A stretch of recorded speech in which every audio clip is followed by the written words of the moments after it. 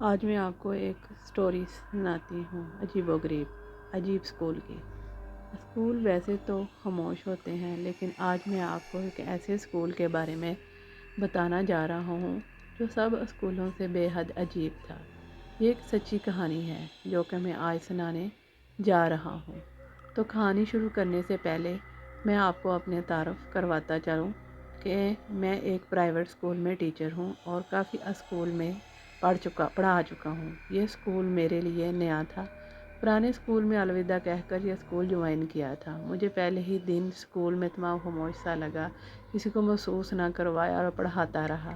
کچھ دن بعد میں نے اس اسکول کے ایک پرانے ٹیچر کو کہا کہ یہ ایک اسکول تمہیں عجیب نہیں لگ رہا؟ اس نے مسکراتے کہا، صرف لگتا نہیں ہے، یہ ہے بھی ہے۔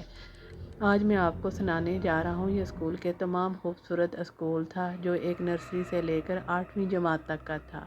اس میں 10 کمرے اور ایک آفس تھا اور ایک کمپیوٹر لیب تھا جہاں پرائیویٹ اسٹوڈنٹس کو کمپیوٹر کی تعلیم دی جاتی تھی۔ وہ فل ایئر کنڈیشن تھا اور اس کے باہر گیلری تھی جو کہ سارے تصویروں سے بھری ہوئی تھی، جس پر ان سب کی تصویریں تھیں جو کہ کچھ نہ کچھ کار گزرے تھے، مطلب کہ اجداد جو چیف کرنل جنرل رہ چکے تھے وغیرہ وغیرہ۔ میں آپ کو بتاتا چلوں کہ اس اسکول کے جو مالک تھا وہ دعوت اسلامی کا والنٹیئر تھا جو ان چندہ لے کر دینے یا تبلیغ دینے اسلام میں مدد کرتا تھا۔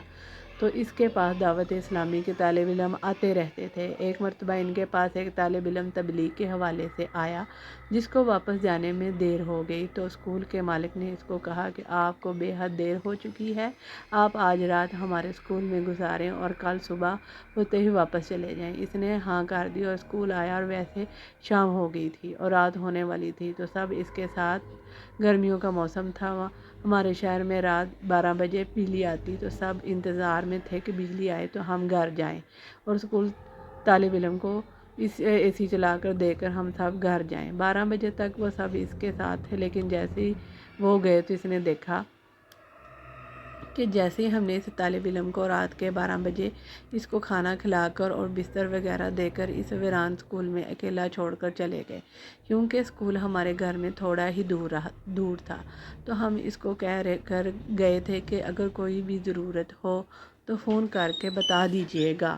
یہ کہہ کر ہم روانہ ہوئے۔ جیسے ہی ہم روانہ صبح اسکول آئے تو کیا دیکھا کہ طالب علم اس کمرے کے ایک کونے میں دیر سے مارے کانپ رہا ہے۔ ہم نے حالات معلوم کیے تو اس نے بتایا کہ جیسے آپ اسکول سے گئے تو میں نے سونے کا سوچا، کیونکہ مجھے فجر کی اٹھنا تھا، تو میں نے جلدی سونے کا پروگرام بنایا، لیکن میں جیسے ہی سونے کے لیے بستر پر لیٹا تو اسکول کا باہر والا مین گیٹ کھٹکھٹا۔ میں نے سوچا آپ ہوں گے، میں نے دروازے پر گیا، جیسے ہی میں نے دروازہ کھولا دیکھا وہاں کوئی بھی نہیں تھا۔ میں تھوڑا گھبرایا، لیکن پھر دل میں آیا کہ وہم ہوگا۔ میں پھر اندر کمرے میں آیا، اندر والا دروازہ بند کر کے سونے لگا۔ میں جیسے ہی سونے کے لیے بستر پر لیٹا تو میں نے کچھ دروازے کے بجنے کی آواز سنی۔ پھر میں دوڑا دروازے جانب، دیکھوں یہ کون ہے جو اتنی رات کو تنگ کر رہا ہے۔ میں جب دروازے پر پہنچا تو میرے رونگٹے کھڑے ہو گئے، کیونکہ پھر سے وہاں کوئی نظر نہ آیا، اور اب میں جان گیا تھا کہ کچھ تو ہے۔ پھر آپ ڈر بھی رہا تھا کہ سوچ بھی رہا تھا کہ ہو سکتا ہے میرا وہم۔ اس طرح دل کو تسلی دیتے ہوئے میں نے اپنے کمرے میں داخل ہوا، بستر پر لیٹنے لگا۔ جیسے ہی سونے کے لیے بستر پر لیٹا تو پھر دروازہ بجا، لیکن اب کی بار باہر والے گیٹ نہیں، نہ ہی اسکول اور کمرے کی، اب کے بار ٹھیک میرے کمرے کا دروازہ کھٹکا۔ میں دنگ رہ گیا کہ اس اسکول میں میرے سوا کوئی اور نہیں ہے، تو اس دروازے پر کون ہے؟ یہاں میرے دل کی دھڑکن تیز ہو گئی اور میں ڈر کے مارے ورد کرنے لگا۔ میں نے ہمت کی اور دروازہ کھولنے کے لیے آگے بڑھا۔ جیسے ہی میں نے دروازہ کھولا میری روح کانپ اٹھی۔ گیلری میں جتنی بھی تصاویر لگیں، کرنل جنرل، انوینٹر، ڈسکور، جن میں کچھ تو جو حیات ہے لیکن زیادہ تر مر چکے تھے، وہ سب زندہ ہو کر میرے سامنے کھڑے تھے اور مجھے کہہ رہے تھے باہر نکلو، میں تم سے بات کرنی ہے۔ میں نے جلدی سے دروازہ اندر سے لاک کر دیا، لیکن دروازہ خود بخود کھل گیا۔ وہ سب مجھے گھسیٹ کر باہر لے گئے، پتہ نہیں کیا پڑھنے لگے۔ میں خوف کے مارے ہی بے ہوش ہو گیا، لیکن میں نے جب ہوش میں آیا تو پھر کوئی بھی دکھائی نہیں دیا۔